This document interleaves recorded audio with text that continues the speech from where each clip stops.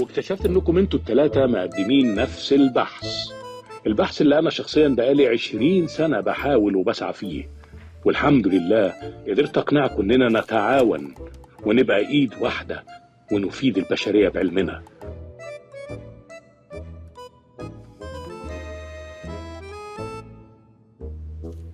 رغم كيد الكائدين وحقد الحاقدين وحضور الغائبين. ومن يومها بقيتوا أصحاب وإخوات عايشين تحت سقف معمل واحد، حلم واحد، أمل واحد، بتاكلوا في طبق واحد، وصل نور واحد. وتخرجتوا من الجامعة متفوقين وأوائل دفعاتكم وبقيتوا معيدين، وجايين دلوقتي تقولوا لي إنكم زهقتوا.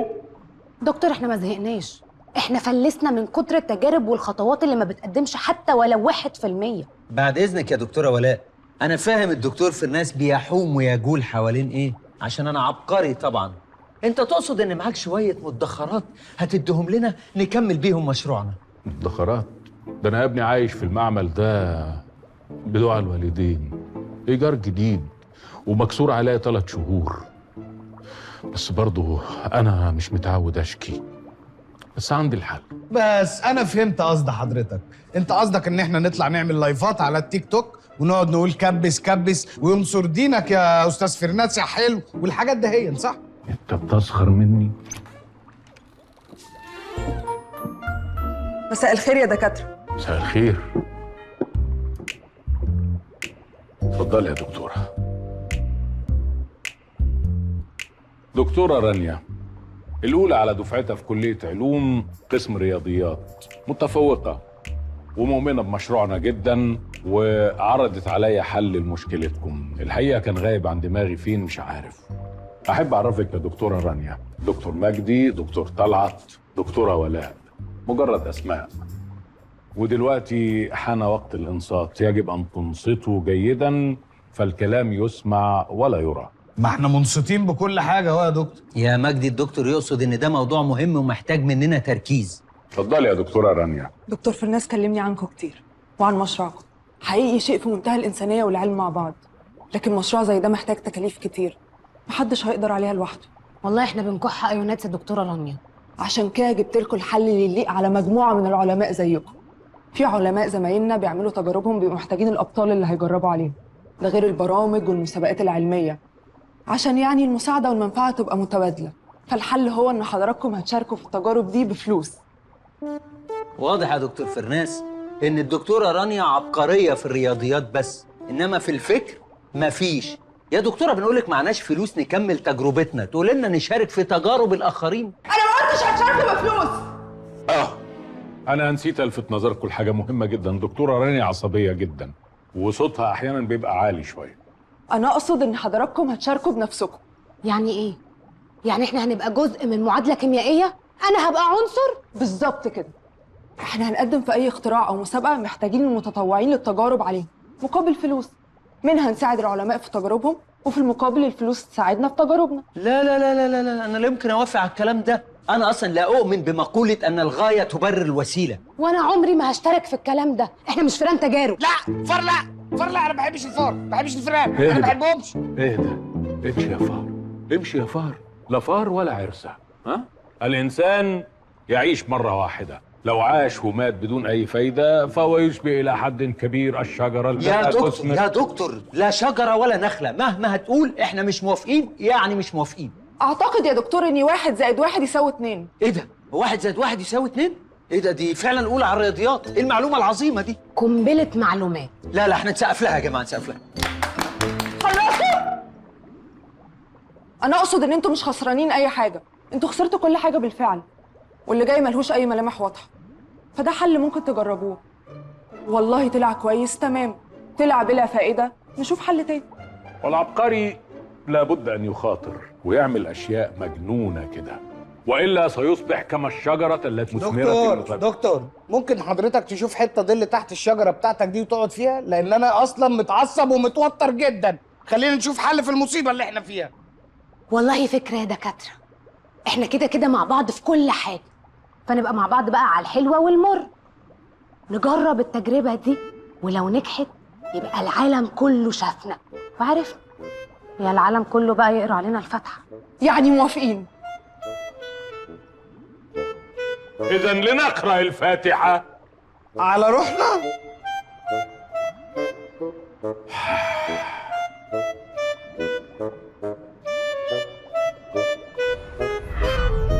مش عارف احنا ازاي وافقنا على الحل الجنوني ده. واحنا عندنا حل تاني؟ خلاص يا دكتور، خلصت حلول الارض، مش ناقص غير اللي هيعملوه فينا.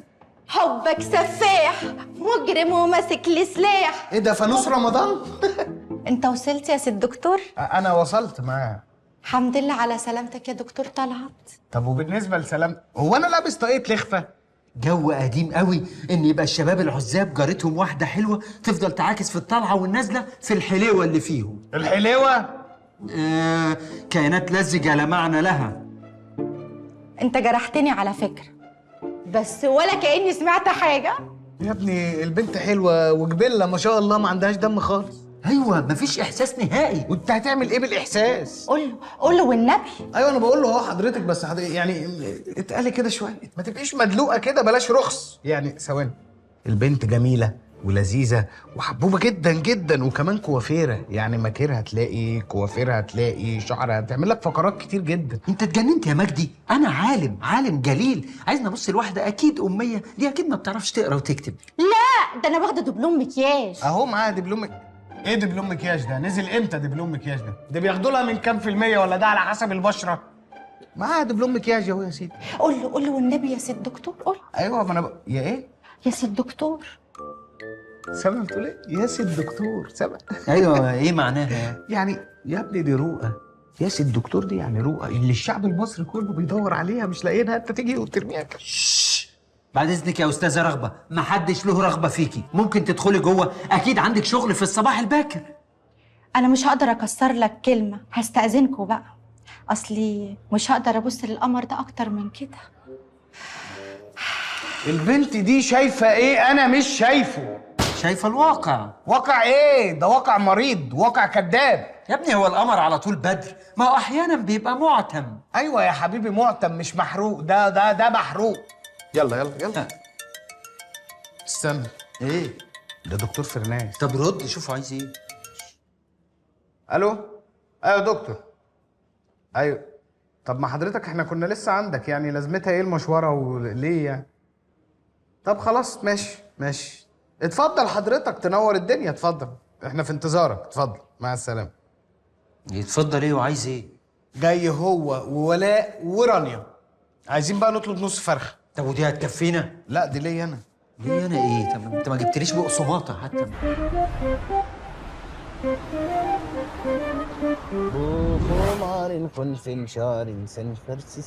الموضوع ده محتاج تفكير. اوعى بقى، انت كل ما هتفكر هتقرش في دماغ اللي جنبك، ايه ده؟ مساء الخير يا دكاترة. اهلا وسهلا، مساء النور. اهلا مساء الخير. نورتي. مساء الخير يا دكاترة. بجد تحفه الروف. ولو ركزتي في النبته اللي جنبك دي من اختراعي، لو ركزتي فيها هتلاقيها هجين بين الورد البلدي الاحمر الجميل وبين زهره الصبار، ولو ركزتي اكتر هتلاقي فيها كتير من حنان الام. الروف ده كله انا عامله على ايدي، ورده. لا بجد تحفه. شكرا. بعيدا عن ان الدكتور مجدي خياله واسع، كل الورد اللي في الروف ده والزرع احنا بنشتريه جاهز عشان بنعمل عليه تجارب، ومنهم اللي بناكل منه زي ورق العنب اللي ورا حضرتك ده. لا اله الا الله. طيب نخلينا في المهم بقدر المستطاع بقى. اتفضلي يا دكتوره رانيا. التجربه الاولى. ايه ده؟ بتلك السرعه؟ امال ايه؟ دكتور نيوزي عامل حوالي 23 دكتوراه و36 براءة اختراع، وبيعمل دلوقتي تجربة شديدة الأهمية عن محاولة بعض تغيير الصفات الغير مستحبة عند الكلاب، وعامل دراسات كتيرة قوي إن ساعتها حياة الكلاب هتكون أفضل، وده طبعا هيعود على الإنسان بتأثير إيجابي جدا. ومحتاج 3 كلاب، قصدي 3 شباب حلوين علماء زيكم كده عشان يعمل عليهم التجربة. وعرفت إن علي وماهي وفادي بينافسونا على التجربة دي، والمقابل المادي كبير جدا. ها قلتوا إيه؟ موافقين طبعا. لا طبعا مش موافقه. كلاب ايه وقطط ايه؟ هو انا الحيوانات ورايا؟ نبأ عاجل، تم إلغاء تلك التجربة. عشان انانيين وخايفين على حياتهم، خايفين على حياتكم قوي كده، اشبعوا بيها يا اخويا. اتفضلي يا دكتوره رانيا. شكرا.